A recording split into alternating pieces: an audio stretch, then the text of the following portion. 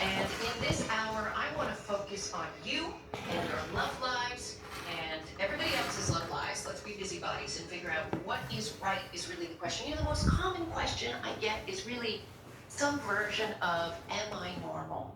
Or is this normal? And I'm here to tell you that we have the widest range of sexual behaviors, that human mating strategy can be both loving and fulfilling and also cruel. And it is all kind of normal in our species. So I got this email or whatever it was, message on social media from a listener this week, and I asked her for permission to read it aloud and answer her question. So here you go. I am concerned with my 19-year-old niece moving in with her 19-year-old boyfriend when they go to college next year and being college roommates. They've been dating for 3 years, and their parents take them on vacations and do all family things together as if they're already married. They're supposed to be a high Catholic family, yet they don't follow the rules. Her mom is planning on them getting married and doesn't want her to be with a bunch of guys. So they just try really hard to keep them happy. I'm putting on an accent, I don't know if she has an accent. In order for their relationship to last. She says, it bothers me, but I don't say anything to them.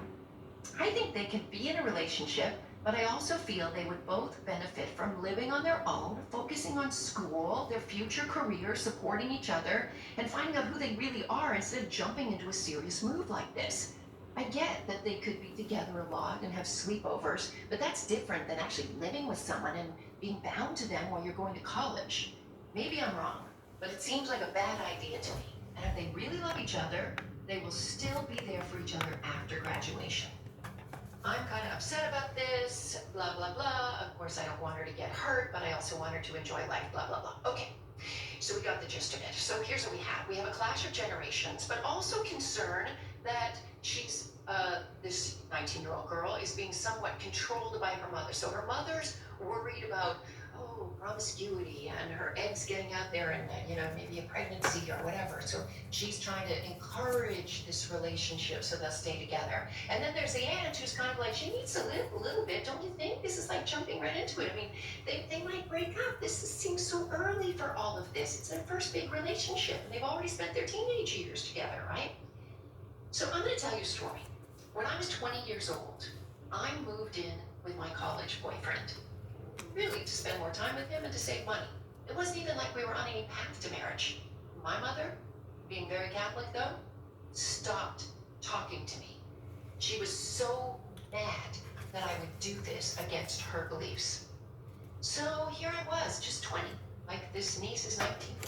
And I thought to myself, I remember saying this line to people a lot. I said, well, I've had this relationship with this woman for 20 years, and I've had this relationship with this guy for like 1 year. Who do I choose?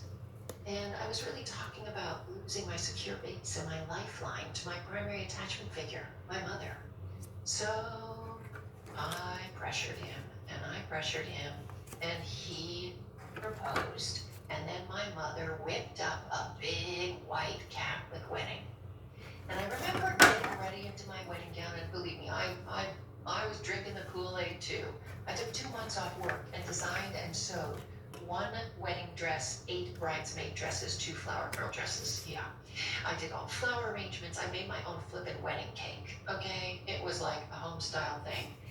And as I was getting dressed in my gown with my ladies around me, I remember that I just kept saying the words, God, I feel so stupid. They'd say, you look so beautiful. I feel so stupid. You look so beautiful. I just feel so stupid. And I didn't know why I kept saying that. Well, I know now. It was all a big show for my mother. Times were changing. Times are continuing to change. So we would love for our young nieces, nephews, or children to never get a broken heart. We would also love for them to have a secure attachment that lasts until they die. But here's the truth, that we are serial monogamous. Even the most monogamous human being has 2, or maybe even 3 stints of monogamy across their lifespan because our life expectancies have continued to increase. If you got married in the year 1900 and you professed until death do us part, the average length of that marriage was 12 years.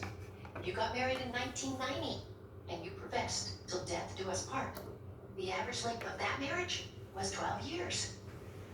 We ended marriages through death before, and now we end them through divorce. This is all normal for us. Now, then there's this cloak of religiosity over it all. And if you listen to my Mating Matters episode called The God Who Clubs, you will learn that all early religions were tribes. And to create an in-group and an out-group, and in order to make your in-group bigger, you had to make a lot of rules around dating, mating, and relating.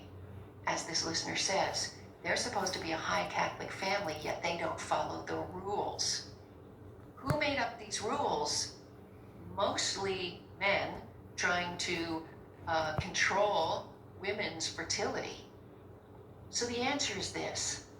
What we want for our young people is to know love and to have respectful relationships where there's a healthy exchange of care.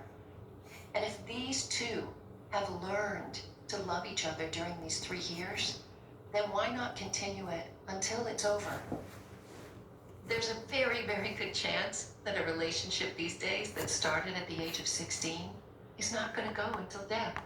A very huge chance. The teeniest percentage is going to go until death. But what are they learning?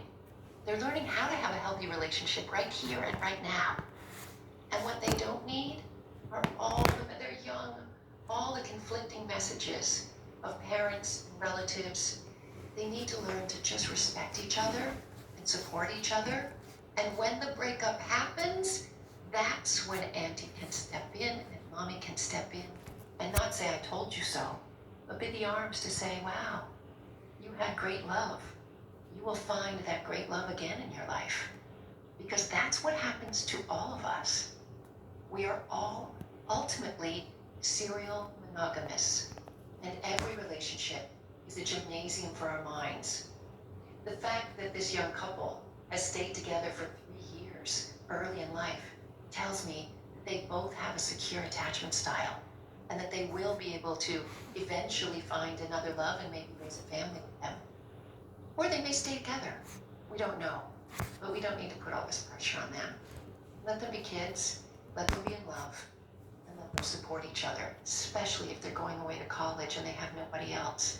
They need that emotional, secure base of each other. I hope that answered your question, and I hope I didn't hurt your feelings by not taking the Catholic stance like my mother did.